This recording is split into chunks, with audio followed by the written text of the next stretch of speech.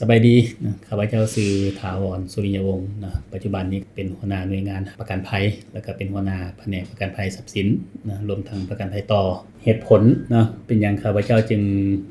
เฮ็ดเวียกอยู่ใน AGL นี่ดนขนาดนี้เหตุผลนี้มี3อย่างหลักๆเนาะที่ว่าเฮ็ดให้ข้าพเจ้านี่เฮ็ดเวียกอยู่ใน AGL มาได้ถึง26ปีนี้ก็อันหนึ่งก็ถือว่าเราเห็นได้ถึงความเติบใหญ่เนาะของบริษัทตั้งแต่ปีทำอิฐที่ว่าเพิ่นสร้างตั้งบริษัทมาเนาะเพราะว่า AGL นี่เป็นบริษัทประกันภัยแห่งทำอิฐของลาวแล้วก็เป็นบริษัทที่ว่าชั้นนำในตลาดประกันภัยลาวนี้ถึงว่าข้าพเจ้าก็เห็นมาถึงความเติบใหญ่ขยายตัวของบริษัทในแต่ละระยะตั้งแต่เริ่มต้นจนฮอดปัจจุบันนี้ก็คือว่าก็เป็นบริษัทที่ว่ามีความเชื่อมั่นมั่นคงเนาะอันสองมาก็คือตลอดระยะเวลาที่ว่าเฮ็ดเวียกกับบริษัทมานี้ก็ถือว่าบริษัทนี้ให้โอกาสในการได้ศึกษาเรียนรู้ในการพัฒนาตัวเองเนาะเกี่ยวกับเรื่องธุรกิจประกันภัยนี้ก็ถือว่าบริษัทนี้ส่งเสริมพนักงานให้มีส่วนร่วมเนาะในการพัฒนาในการเรียนรู้เนาะเฮ็ดธุรกิจเคียงคู่ไปกับบริษัทถือว่าข้าพเจ้าก็ได้โอกาสนั้นมาเนาะอันที่3นี่ก็ข้าพเจ้าก็เห็นได้ความสำคัญเนาะของธุรกิจประกันภัยนี้ซึ่งว่าเป็นแขนงการเงินหนึ่งที่จะมีการเติบใหญ่ขยายตัวเคียงคู่กันกับประเทศที่เจริญเนาะก็หมายความว่าประเทศที่เจริญขึ้นเท่าใดเนาะธุรกิจประกันภัยนี่ก็จะ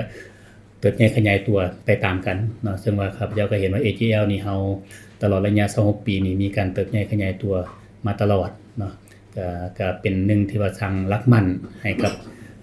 ข้าพเจ้าให้กับพนักงานสิ่งที่ว่า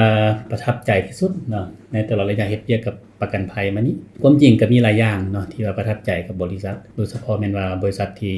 AGL นี่ตลอดระยะข้าพเจ้าเฮ็ดเวียกมานี่เฮ็ดเวียกกับอำนวยการนี่มาก็หลายคนเนาะหลายคนแต่ละคนที่ว่าเฮ็ดเวียกนำนี่เพิ่นก็ให้โอกา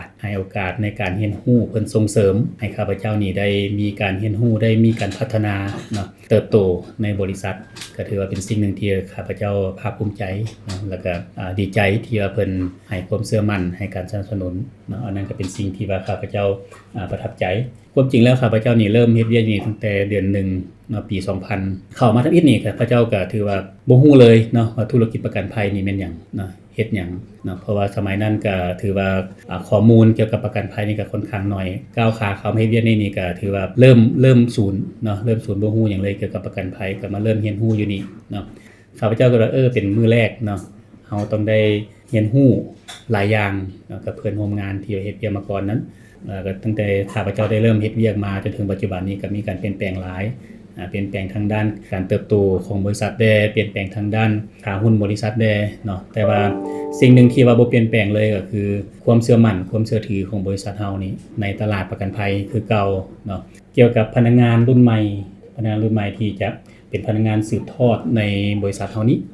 เนาะข้าพเจ้าก็คิดว่าก็อยากส่งเสริมเนาะให้พนักงานรุ่นใหม่นี่ได้มีโอกาสได้เรียนรู้ได้มีโอกาสได้เติบโตเนาะในหน้าที่การงาน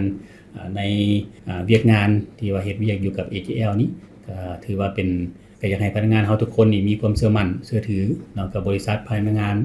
พยายามเฮ็ดเวียกด้วยความห้าวหันเนาะมี mindset ที่ต้องการจะเติบโตถ้าว่าเฮามีเป้าหมายที่ชัดเจนของตัวเองแล้วอยากเติบโตในบริษัทนี้เฮาก็ต้องพยายามเนาะให้มันไปถึงเป้าหมายการไปถึงเป้าหมายนี่ก็บ่ได้เป็นเรื่องยากบริษัทเฮานี่จะมีความเติบโตตลอดไปเนาะก็ให้พนักงานเฮามีความเชื่อมั่นตั้งใจเฮ็ดเวียกเนาะอันนั้นก็เป็นสิ่งที่ว่าข้าพเจ้าอยากมีความเห็นประกอบส่วนนำเนาะ